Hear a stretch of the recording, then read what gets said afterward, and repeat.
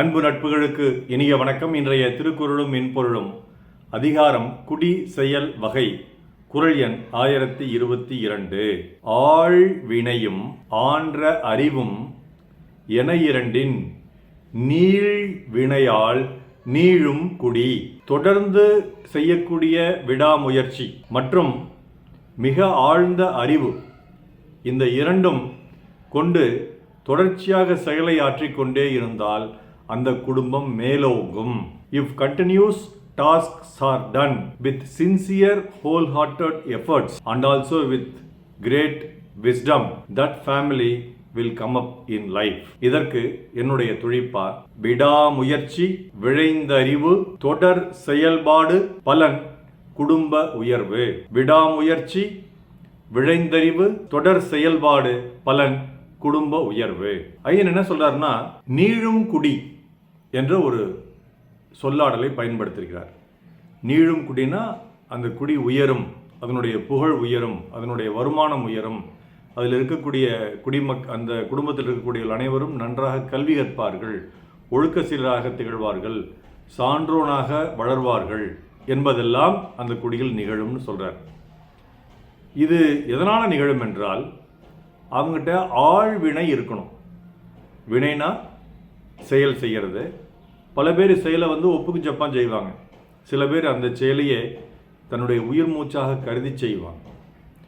Cricket விளையாடுறாங்க, ஒருத்தர் மட்டையில் பந்து அடிக்கிறாரு, பந்து வேகமாக பறந்து எல்லைக்கோட்டை தாண்டி போகுது.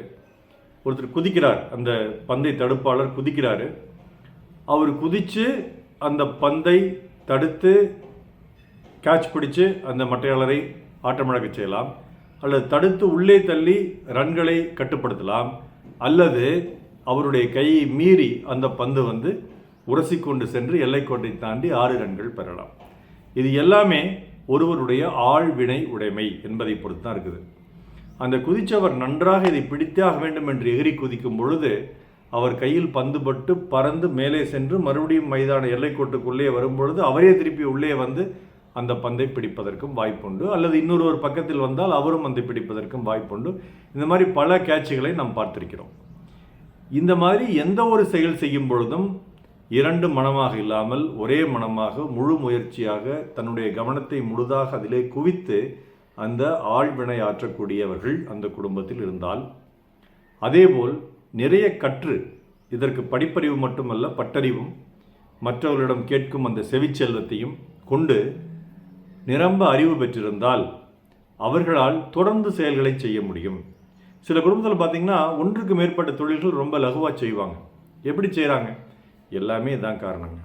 அது ஒன்றுக்கொன்று தொடர்புடைய தொழிலாக கூட இருக்கலாம். உதாரணமாக ஒரு மருத்துவமனை வச்சுருக்காங்கன்னா அங்கே ஒரு லெபார்டரி என்கிற ஒன்று அமைப்பை ஏற்படுத்தலாம். அதேபோல் ஃபார்மசி என்ற மருந்து கொடுக்கும் அமைப்பை ஏற்படுத்தலாம். எக்ஸ்ரே இது போன்ற அமைப்புகளும், ஸ்கேன் போன்ற அமைப்புகளும், ஆம்புலன்ஸ் சர்வீஸ் என்று சொல்லக்கூடிய அவசர உறுதி போன்ற அமைப்புகளும் ஒன்றுக்கொன்று தொடர்புடைய தொழில்தான்.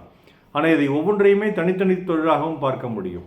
அப்படி தொடர்ந்து அவர்கள் செய்வதற்கு காரணம் அவர்களுக்கு அதிலே ஏற்படக்கூடிய அந்த ஆழ்ந்த அறிவும் தொடர் வினையும். ஆரம்பத்தில் அது அவர்களுக்கு சில நட்டங்களை கூட ஏற்படுத்தலாம். இருந்த பொழுதிலும் தொடர்ந்து அதை முயற்சி செய்து கொண்டே இருக்கும் பொழுது, தொடர் செயலாக செய்யும் பொழுது அவர்களால் லகுவாக பல வேலைகளை செய்ய முடியும். இன்னும் சொல்லப்போனால் இன்னும் சிலர் ஒன்றுக்கு மேற்பட்ட வேலைகளை வெவ்வேறு தொழில்களிலும் செய்வாங்க. இப்படி மருத்துவம் சார்ந்து இல்லாமல் வணிகம், இந்த மாதிரி பல்வேறு தொழில்களும் செய்வாங்க. இதற்கெல்லாம் காரணமே அவர்களுக்கு இருக்கக்கூடிய ஆன்ற அறிவும் விடாமுயற்சியும் தான் காரணம். இது நீள்குடி அப்படிங்கிறதுக்கு இன்னொரு பொருளை நான் யோசித்தேன். சில பேர் குழந்தை பாக்கியம் இல்லை என்று நினைக்கிறார்கள். அவர்கள் தொடர்ந்து முயற்சி செய்யும் பொழுது, பல்வேறு வகையான மருத்துவ முறைகளை கையாளும் பொழுது அவர்களுக்கு குழந்தை பாக்கியம் கிடைக்கும், குடியும் நீளும். அதற்கும் இந்த 2ம் வேண்டும். ஆழ்வினையும் ஆன்ற அறிவும் தேவை என்றும் எடுத்துக்கொள்ளலாம். அற்புதமான குறளுங்க.